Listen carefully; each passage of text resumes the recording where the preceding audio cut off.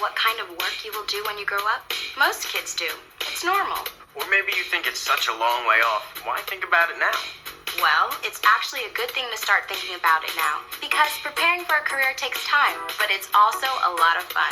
Along the way, you get to learn some interesting things about yourself. That's because the key to finding the right work is understanding who you are, what kind of things you like to do, and what kind of things you're good at. All those things are closely connected to making good career choices. We're not going to ask you to make any choices now. It's too soon for that. But we are going to ask you to look at the kids in this program and see how they're all different types of people.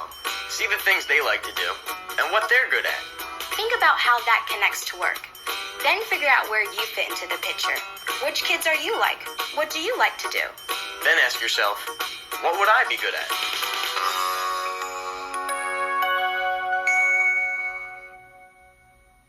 When it comes to work, it's important to know that there are all kinds of people in this world and that there are all kinds of jobs. It's a question of finding what suits you best. We're going to check out 6 different types of people. Helpers, doers, thinkers, creators, persuaders, and organizers. Those are the 6 personality types that relate to the 6 career fields we will take a brief look at later on. Remember that there's no right type or wrong type of personality, only different types. So here goes. What makes someone a doer or a helper? What makes someone a creator, a thinker, a persuader, or an organizer? Let's take a look. I have an idea. How about I go home and get my bike, and we can meet and ride over to the park? I can't. My bike is broken. Something's wrong with the chain. The chain? Yeah. Maybe I can fix it. Where is it? Out back. Let's go. Okay. This is boring. Let's just go for a walk instead. Boring? It is not. Hand me the wrench. This is a screwdriver, not a wrench. Screwdriver, wrench, what's the difference? This is taking forever. But it's fun. Watch. This is how you use a screwdriver. And this is how you use a wrench. Don't you just love tools? I'm gonna buy you a bag of nails for your birthday. It's almost done. As good as new. Well, almost. But you can ride it, no problem. That's pretty cool. How'd you know how to fix it? Well, when I was little, I always wanted to open toys up to see how they worked. Then I had to learn how to fix them. And it was fun. I guess I'm just good at it. Daphne is right. She has a knack for fixing things. She likes to know how things work, and she likes to work with her hands. Daphne is what we call a doer. Doers are usually very practical people who are also persistent and realistic about the world. So are you like Daphne? Take this little quiz to find out. Number 1. Do you like to know how things work? Number 2. Do you like to work with your hands? Number 3. Do other people ever say you're a practical, down-to-earth kind of person? Number 4. Do you like to work with tools? Number 5. When you're trying to fix something, do you like to keep working at it until you succeed? If you said yes to most of these questions, you're probably a doer like Daphne. Later on, we'll see what that means in terms of work and careers. But what if you're not a doer? Well, there are 5 other types to pick from. Let's look at another one.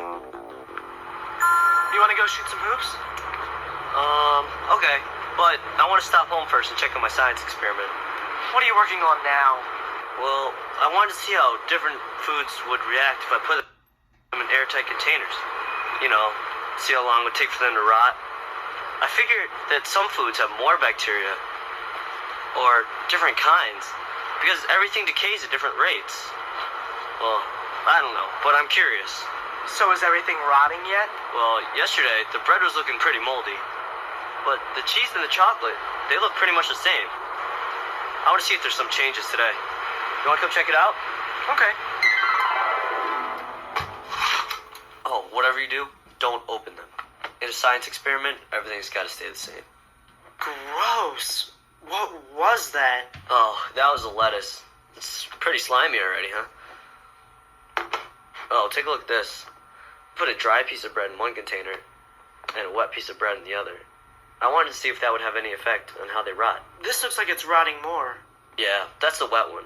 I figured it would rot faster, since moisture has an effect on how mold and fungus grow. Kevin is what we call a thinker. He likes science and math.